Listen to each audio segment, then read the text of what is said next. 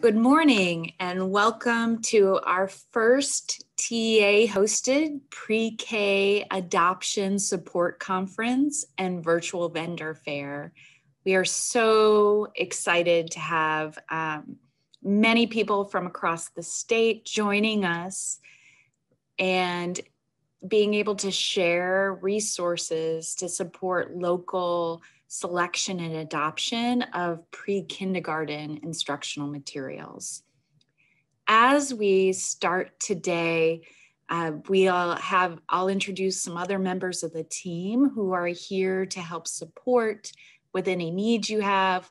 We have many people joining us today, so we will work our hardest to answer questions quickly and attend to your needs. My name is Melissa Lautenschlager, and I am the Director of Instructional Materials and Implementation at the Texas Education Agency.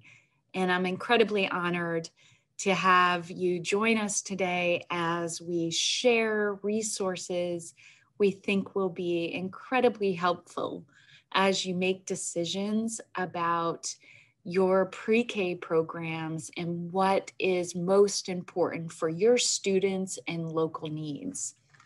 I'm joined here today by a few of my TEA colleagues who will be helping to support as well as leading sessions throughout this time.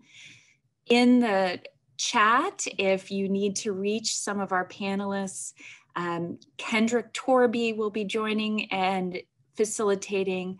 Kendrick is our quality review and adoption lead at the agency. We also have Dana Moyer, who is the manager of implementation at the agency. And we're joined and honored to have Tamala Olsby from the early childhood education team to present information about required and necessary and desired components of pre-kindergarten to ensure that all early learners are off to a great start.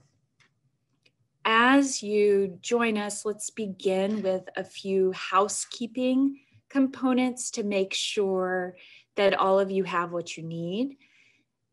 We will keep everyone muted. This is actually a webinar setting. We have over 900 registrants today, and so having a webinar setting will allow for us to attend to your needs while maintaining an opportunity for us to go through the sessions and answer questions. Everyone is muted and your cameras are off because of this Zoom webinar. However, we would like for you to use the chat function for immediate needs that you might have. Please address our panelists. Dana Moyer is here to assist you with any questions or support you as we begin this process. We also would encourage you to use the Q&A function to ask specific questions as we go about the adoption process or aspects of the sessions we discuss. That allows us to make sure that we are attending to all questions as quickly as possible. And then just to let you know, tomorrow we'll be using the same webinar link for the first half of our day and then switching to Zoom meetings for the afternoon and our opportunity to meet with our publishers who will be joining us for the virtual vendor fair. As we get started, please, if you have immediate needs, make sure to ask those questions in the chat function. And then I'm also going to have Kendrick add a link for everyone in the chat function that will allow you to access the handout that will help you throughout the sessions today.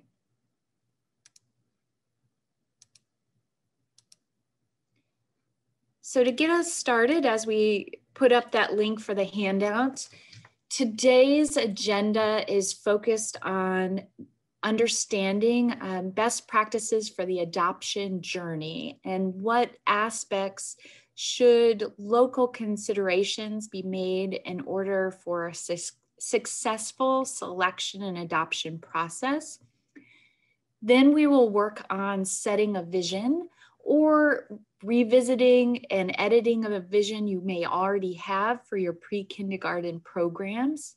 We'll take a short break and then come back and jump into resources to help define quality, and that can be used as part of your selection process. Then after lunch, we'll be joined with Dana and Tamila. We'll be doing a presentation on pre-K quality and looking at requirements for programs, as well as some guidance and considerations as you begin to identify your needs for instructional materials. We'll end today with our district panel. We're joined by some local districts that will be presenting some best practices and answer some questions you may have. And that will end our day one. Day two tomorrow, we will have an opportunity to make sure that you are able to access and compare instructional materials, reports that are available for you to use with some support from the team and guidance. This will be protected time to really begin to dive into those materials. Then we'll move into talking about opportunities and considerations for wanting to pilot materials before deciding what are next steps that you should be considering in making your final decisions. And then in the afternoon, we will have our virtual publisher fair where you'll have an opportunity to work with some publishers and ask them questions as you generate them throughout the next 2 days. Today's objective, and I'm going to quickly bring on so you know that I'm a real person. So I'm Melissa Lautenschlager, so thankful to be here. Today's session objectives are to understand the adoption journey, set a vision for your district pre-K programs, identify some resources that are available to determine quality of pre-K products, and then determine the requirements and needs for quality pre-K programs in Texas, and end our day with learning best practices from local districts.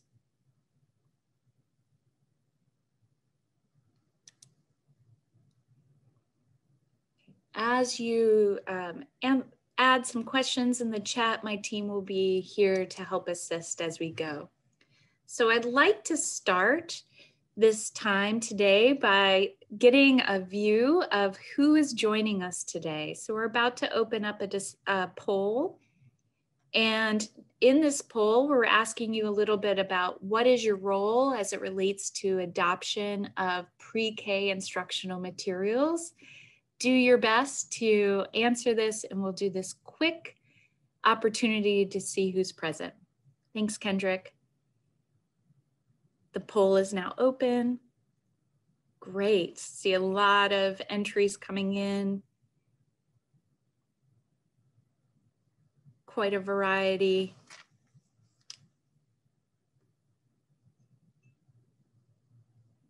Take just another minute to finish.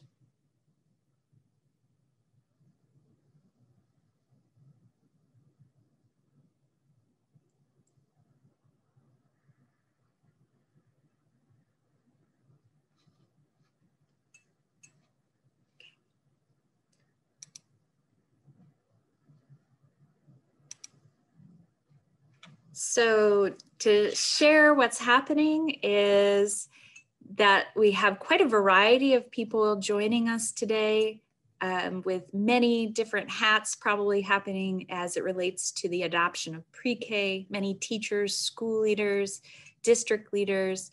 We have instructional materials coordinators, ESC's publishers are here too to hear and observe what you're learning as well. We're excited to have all of you here. We know that you have, depending on your role, a different lens, and please let us know what questions you have as we go.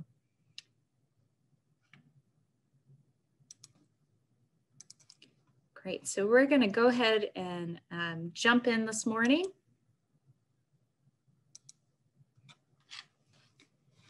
So as we get started here, just to kick us off, why do we spend so much time and effort selecting curriculum or instructional materials? I think many of you who have been part of this process know that this selection is important as we begin to consider what we're going to have for potentially up to 8 years for an adoption, or sometimes longer, depending on what happens. That this is an important decision, and there are a lot of different materials out there that have aspects of quality that you're looking for, and you're trying to consider both your students' needs, the people that are present currently in your buildings to teach those students, as well as future considerations. So there is a lot involved as you begin to think about what is important for instructional materials. But I want to start with just this small piece about why do materials matter. Materials have changed dramatically over the years. And so many of you may have been involved in previous adoption processes, but having been in the Texas education landscape for over a couple decades, materials have drastically changed. And we know today that they provide so much more for students and the instruction for those students by providing guidance for teachers, can be used in professional learning.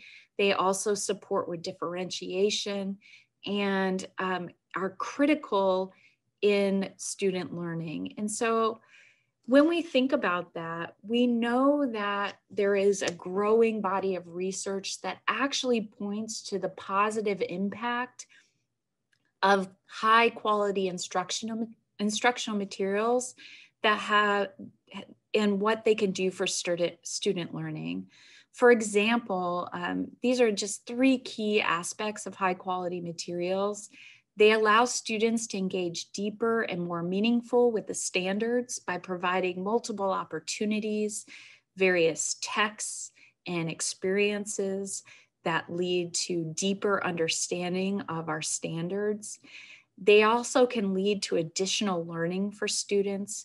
Many high quality materials provide supports and guidance for students who may be struggling with content and skill development at different levels, and as well as those who are extending their learning. It also creates this opportunity for many more students to access the materials by providing supports to teachers through guidance on supporting our English learners here in Texas, as well as how to better differentiate and think through multiple representations of the content. Additionally, it creates larger, more cost-effective impact on academic outcomes. We are purchasing materials, and so purchasing the highest quality that we can does not necessarily cost more, and it is a very cost-effective way of influencing student achievement. And so this decision is critically important for the work that we do with our students. And it also provides teachers the necessary resources they need to provide that instruction, rather than constantly looking to procure their own materials and search out. Having a coherent instructional materials is critically important for both teachers and students. I want to start off by really talking about the review and adoption process. So the entire review and adoption process is shown here and starts with the review and potentially revisions of our state standards. And in this case, the Texas pre-kindergarten guidelines were revised in 2015. However, we did not call for a total review of instructional materials until now. And so in 2015, there were some materials that were available that aligned to the pre-kindergarten guidelines, but an official proclamation was issued now for 2021. And that allows for us to tell publishers that we are going through the process of reviewing their materials to ensure alignment to our state standards or our Texas pre-kindergarten guidelines in this case. I do want to mention that some of you might have materials that already align, but you're just considering what are additional materials or other considerations because maybe it isn't quite meeting the needs of your current students and staff. After a proclamation is called for, we then review the materials. And so last summer, even during this virtual situation, we actually were able to review the materials for the pre-kindergarten guidelines and went through that process to check for that alignment. Those materials were presented to the state board in November, and the adopted list came out of that. Once that happens, we usually see districts begin their local process in the fall and starting now to decide on what materials they want to purchase for the implementation of the standards in the next school year. We are going to spend the majority of our time focused here on the district adoption process and supporting you with resources and best practices regarding adoption.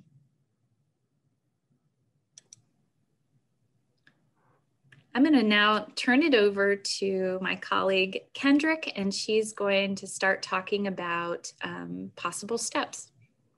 Good morning. Thanks, Melissa. So as Melissa said, today our focus is going to be on that local adoption process, specifically what's happening within your district. So in thinking about the possible steps that you can take for your local adoption process, we've outlined these steps that you see here on the screen. There is a space on the first page of your handout if you want to jot any notes as we talk about this and for you to keep track of. And we'll go through these today. We will not spend time equally on all of them, but we will briefly cover all of them right now and then go into more detail later. Just like the review and adoption process that Melissa just covered, as a reminder, this is your own journey. And this is your own journey. It may look different. For each district, your local needs are going to be different than the local needs of another district based on your students and the size of your district and specific needs. So as we move forward, looking at where do you begin? If I could get the next slide, Melissa, there we go. So where do you begin in your process? For any district adoption process, seeing a few things in the chat that it might be hard to hear me. Melissa or Dana, can y'all confirm that you hear me okay? Kendrick, I can hear you okay. We're following up. Okay, Please add in the perfect. chat if anybody else is having trouble hearing, and we'll work on it. All right, great. Thank you so much. So when we think about a local adoption process, one of the first things for you to consider is what do you need to know about board communication? What are your local guidelines that you need to follow, and what role will the school board play? This is a critical first step because you don't want to get to the end of your process and then realize that there was something you actually needed to know early on. Knowing it from the beginning will make sure that you have a much smoother process because you'll be able to account for everything that the school board is going to need from you or ask from you when you make your final decision or recommendation. So that's always where we suggest that you start first, is to be very clear on those guidelines. From there, you move into your vision setting and defining quality. Everyone is coming from a different place today. Some of y'all may have already set your vision. You may already know your goals for your district adoption process. Some of you may be just starting out. But one of the places we recommend starting is really setting a strong vision. What are your goals for your students? What are you looking for in a product? What is it that you know based on student data, based on information from teachers, that's really important for your local needs? That's a great starting point because it will help guide the decision that you're making if you're keeping it grounded in this idea of what do we need, what is important for us in our district based on our students, our teachers, our community. From there, we move into how do you evaluate products? You've decided this is our goal, this is our vision. How are you going to get there?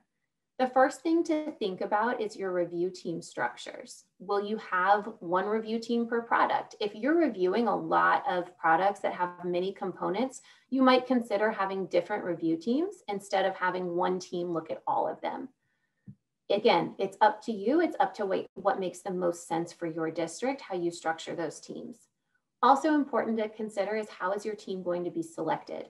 Are you looking at having people nominate themselves? Will principals have the opportunity to nominate teachers? There's a lot of different ways you can structure those teams. So that's something to think about going into your process. What do you want it to look like? And how will you make sure that you're getting a wide array of representation from across your district and community when you're setting up that review process?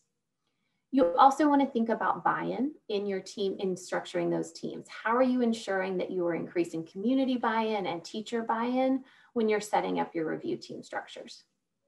Then once you know who's going to be doing the review, you need to think about what will the review look like? What does that process for reviewing products and materials look like? So how will you review and compare products? What are the most important factors to your district? And this is where that vision again and those goals that you've set really comes into play. Because if you know what the most important needs are for your students and for your teachers and your community, it's a lot easier to refine when you're looking at products and say, these are our top qualities that we're looking for. Now I can look at a product and see, do they have what we need? Will they meet the needs of our students? We will spend a lot more time today and tomorrow going into detail on what resources are available from TEA for you to be able to look at products and review products. So you'll have a lot more time to think about this in the context of what you're looking for later on. All right. So as I mentioned, we know that everyone is in a lot of different places when it comes to your current process. So we're going to launch a quick poll here and have you tell us, where are you in your current process? There's no right or wrong answer here. It's just for us to know what step are you on? What are you currently working on?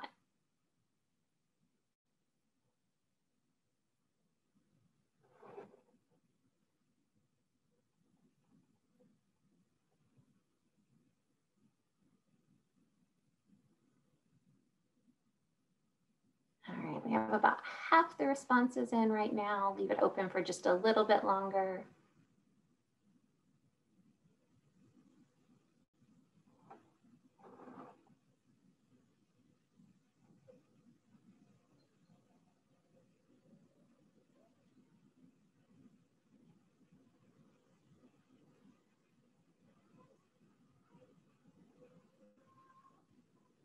All right. Going to go ahead and end our poll. So as you can see, we have a wide mix of where people are, which is exactly what we expected. Some people haven't started the process and they're just getting started, which is great. We're going to walk you through a lot of things today and tomorrow that will help you get that process moving. A lot of people have already started reviewing products and talking to publishers. Again, there's a lot you'll be able to pull from the next 2 days to help guide those publisher conversations and help you think about what questions you want to ask. And for everyone else, any other answer, there'll also be things you can pull out over the next 2 days that will help you with your process. Excited to see that there's a lot of people that are also just here to learn and learn more about what a local adoption process can look like. All right.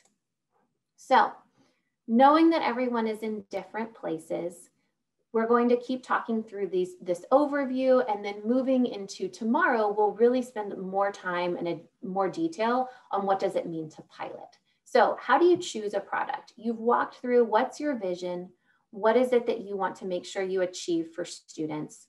You've probably narrowed down to your top 2 or 3 products. How do you know which is the right one for you? There's a lot of ways you can do this. There's a lot of ways you can continue to narrow down products. One suggestion we do have, though, is to consider a pilot. We will go into detail on what does a pilot mean, what does a pilot mean in the context of pre-K, all of those details tomorrow, because we know that you might have a lot of questions about this. So there will be more information, but we wanted to mention it here because it's an important thing to think about as you continue going through your process and you continue thinking about what questions you may want to be asking for publishers. So how will you test out products? Are there certain systems you might need to think about in your school district or in your schools that might impact one product working better than another? And how are you going to gather feedback? Like I said, we'll go into a lot more detail about piloting tomorrow, but we wanted to name it here early. Once you have narrowed down your products, you've gathered all of this feedback about products, now it's time to make your decision and make that recommendation to the school board. So how will you decide? How do schools get a voice? Do you have different voting structures? What local guidelines do you need to follow? Again, going back to that board communication that you'll need to be thinking about from the very beginning. This is another place where it's important to have known that from the beginning. So when you get to this place, you're able to have what you need.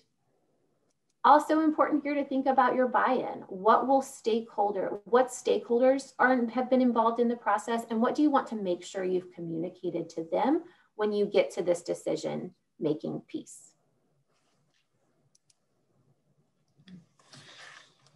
And then a big question comes into the procurement. And so once you've made a decision, that actually can sometimes feel simple when you think about the purchasing and actually getting the materials and distributing them. And so important considerations, we are not going to spend as much time talking about purchasing and procurement here, but we do have resources available from TEA to support in this process, as well as if we see some interest, we could also host a more specific webinar to talk about purchasing and especially ordering through our statewide system. So things to consider in purchasing.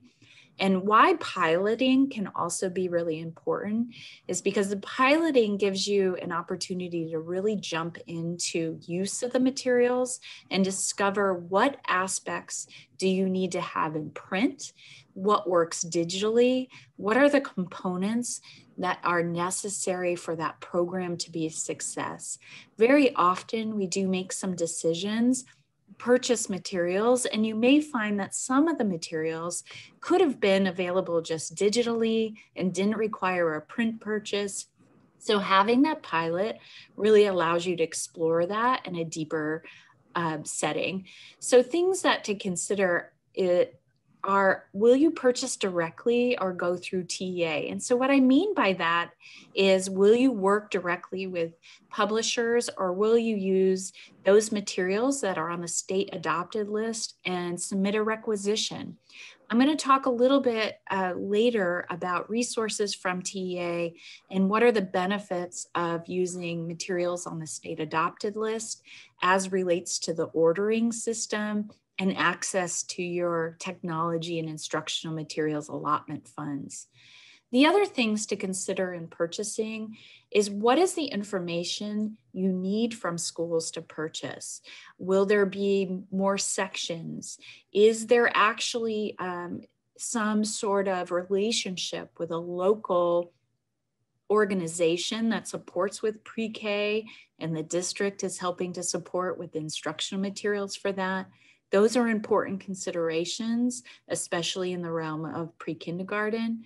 How will you communicate with publishers about any additional needs, understanding your staff and student needs to be able to make sure that you are selecting the components of products that are most useful for this purchase. Again, this is a long-term purchase, and so those decisions are important.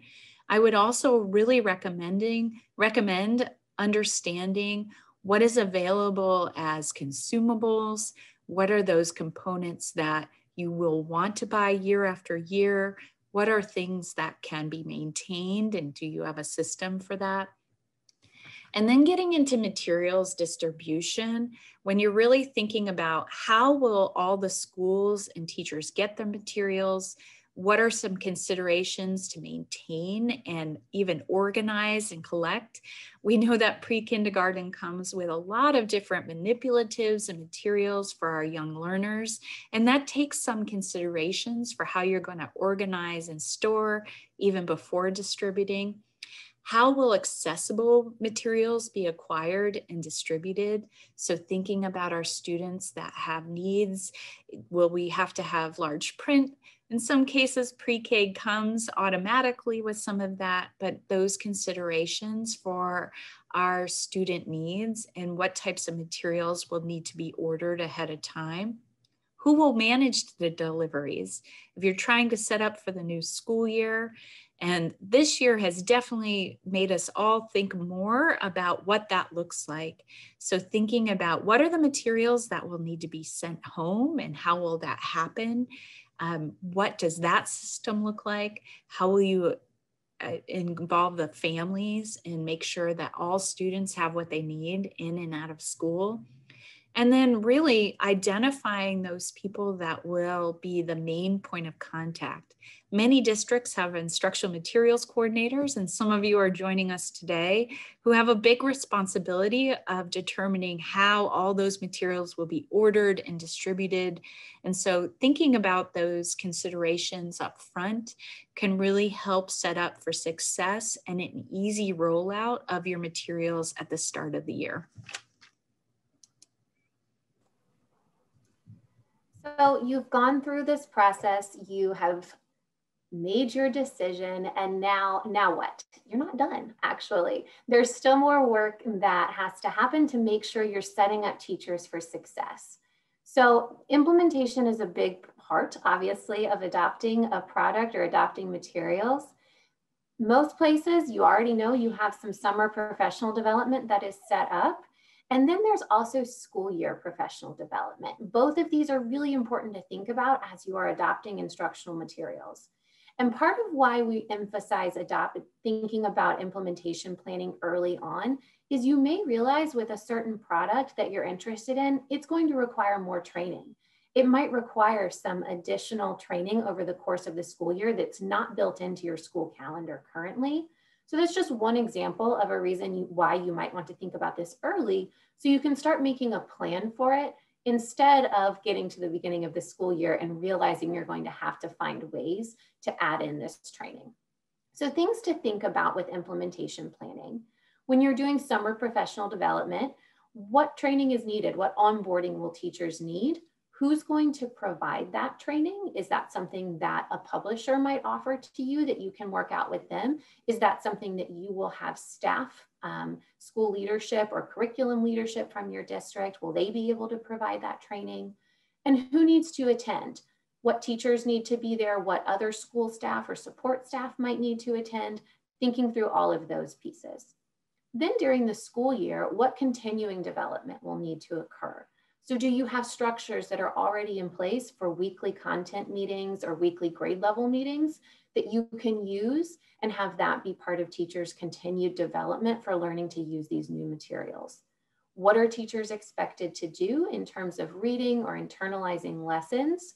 If you are going from a system where potentially teachers have all been creating their own lesson plans and now you're adopting a new material that everyone will use together, that might be a big shift. So those are things to think about when you're adopting materials, and how will you support school leadership so that they are able to support teachers in making those changes? And are there any additional trainings that might be needed? Over the course of the school year, will you need to bring publisher training back in? Will you provide that? There's a lot of questions to think about, and it impacts how you make your decision and it's important to think about as you're moving through the process. And from there, we know that there are some common questions that come up for adoption. And so I'm going to hand it back to Melissa to go through what are some of the frequently asked questions that we hear about adopting instructional materials. Yeah, so I would like to get in front of a few questions, and I did see a couple questions come in as well that I'll try to address as we go. So 3 very common questions that we hear both from instructional materials as well as the early childhood team is, do districts have to select instructional materials on the state adopted list to access allotment funds? And the answer is no. Districts may use their technology and instructional materials allotment funds to purchase instructional materials and technology of their choice, meaning that they are going to use them for instruction of students. However, you must annually certify that you have instructional materials to cover all elements of our TEKS and TPGs.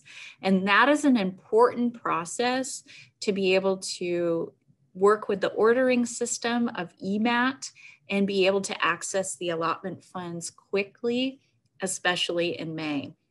Instruction materials on the state adopted list are available in this ordering system, and in some ways that makes it much easier for districts to purchase and access their funds versus going through a disbursement process. However, our team is really happy to help and make sure that you have the materials that you need.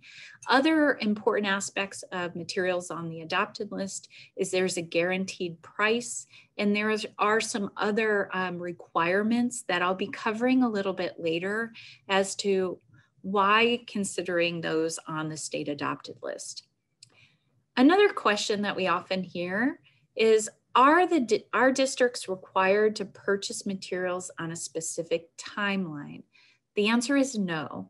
There is no state requirement regarding when districts purchase instructional materials.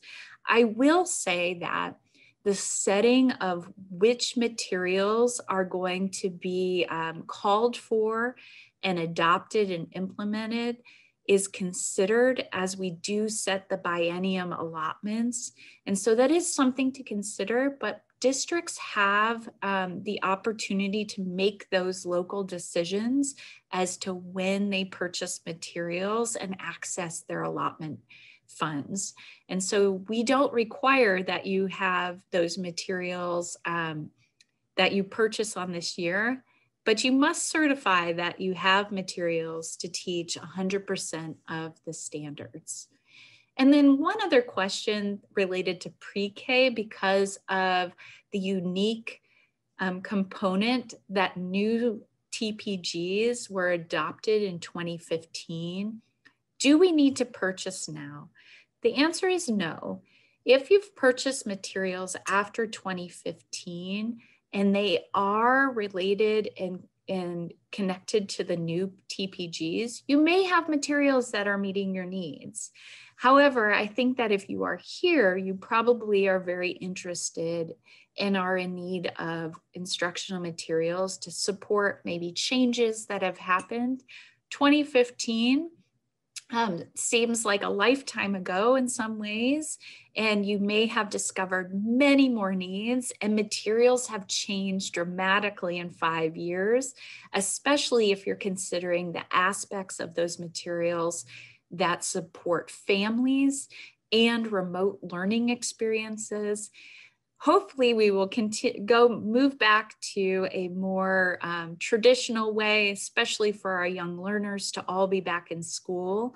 But I think there are many aspects of digitized or remote learning aspects of programs that really can support once students return as well. So you may have been discovering new opportunities there and are in need of materials to meet your local needs. I did see a question come in about, is there curriculum for 3- and 4-year-olds? We'll move into that a little bit later on how can you figure out which materials are appropriate for different grade levels. There are many products that offer differentiation within the product or have specific 3 or 4-year-old programs. And so we'll be beginning to look at that.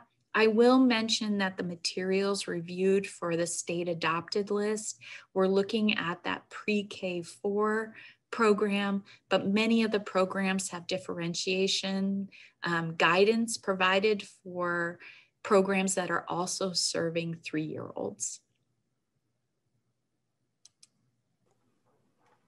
So we know that was a lot of information about a big process very quickly. And as we said, we'll spend a lot more time today on the visioning piece and on that defining quality piece. And tomorrow spend more time on piloting and decision-making and really thinking about selecting a product that is the right fit for your local needs. And the main thing we want to remind you of here is that this is a journey. It is not necessarily a linear process, and you may go back and forth a few times to make your decision to the different components that we just mentioned as we went through this.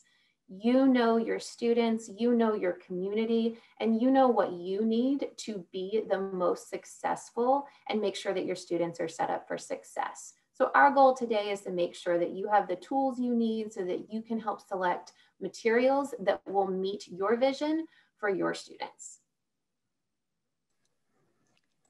Before I jump into this next section, thank you, Kendrick, for taking us through that beginning of the journey and giving us a preview of some of the components we'll be going through and some best practices. I do want to address a couple questions that are coming in. One just clarifying question came in about, do we have to purchase materials this summer to implement in the fall? So the Texas Pre-Kindergarten Guidelines were adopted in 2015, and therefore those are the guidelines we should be using to instruct our youngest learners.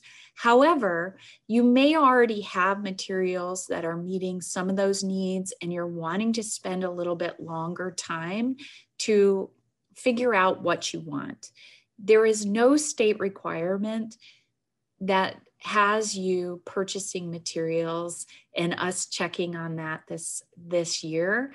You do have some requirements as to what you're using to instruct students, but that does not necessarily mean you have to purchase something new. I hope that helps you in answering those questions, and we'll try to work with you specifically as we go. Just to let you know, also, I think our team can put in the chat again the handout links so that you're able to follow along. And there were some emails that were sent out.